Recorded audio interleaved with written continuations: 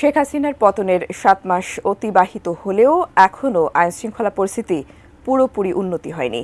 তবে এই সময়ের মধ্যে রেকর্ড পরিমাণ গুজবের মুখোমুখি হতে হয়েছে সরকারকে। শেখ হাসিনা ফিরে আসা কিংবা সেনাবাহিনী ক্ষমতা নিয়ে নিচ্ছে এমন গুজব ছিল প্রতিনিয়ত। এ নিয়ে সাংবাদিকদের কি বললেন স্বরাষ্ট্র মন্ত্রণালয়ের জ্যেষ্ঠ সচিব নাসিমুল গনি, বিস্তারিত জানাচ্ছেন সোহাগ বিশ্বাস।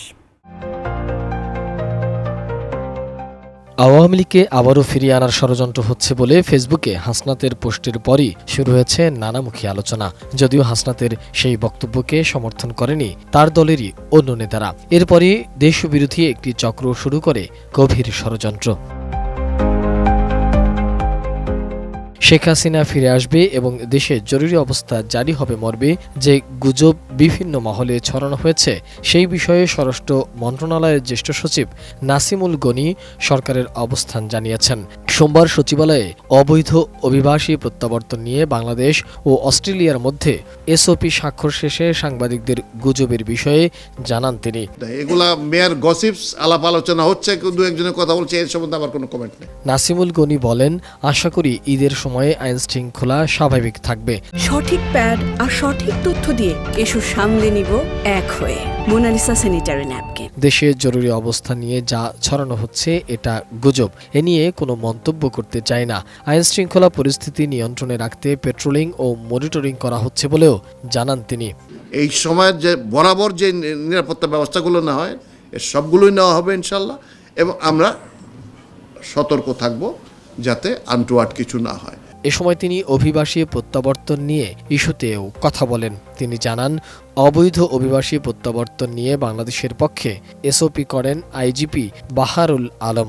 অস্ট্রেলিয়ার পক্ষে ছিলেন দেশটির জয়েন্ট এজেন্সি ট্রান্সফোর্সের ডেপুটি কমান্ডার মার্ক হোয়াইটচার্ডস।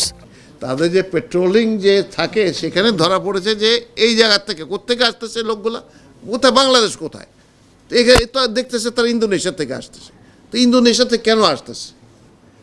তখন তারা এক্সটেন্সিভ ইন্টারভিউ করেছে, তারা আমাদেরকে ডিটেল বলেছে যে আমরা দেখেছি, ভিডিও দেখেছি, তার ভিডিওগুলো পাঠিয়েছে আমাদের কাছে, যে এই লোকগুলোর এই সমস্যা। দেয়ার মোস্টলি ওই যে দালালের খপ্পরে পড়ে অস্ট্রেলিয়া যাওয়া যাবে।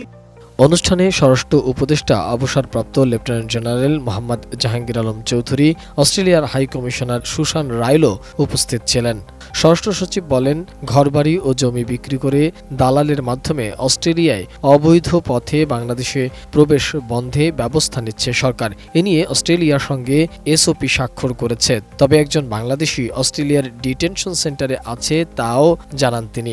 তো এইটা এতদিন নয়াদিল্লি থেকে হচ্ছিল, তো সেটা এখন অপারেটিং শুরু করবে এই মাসের শেষের থেকে।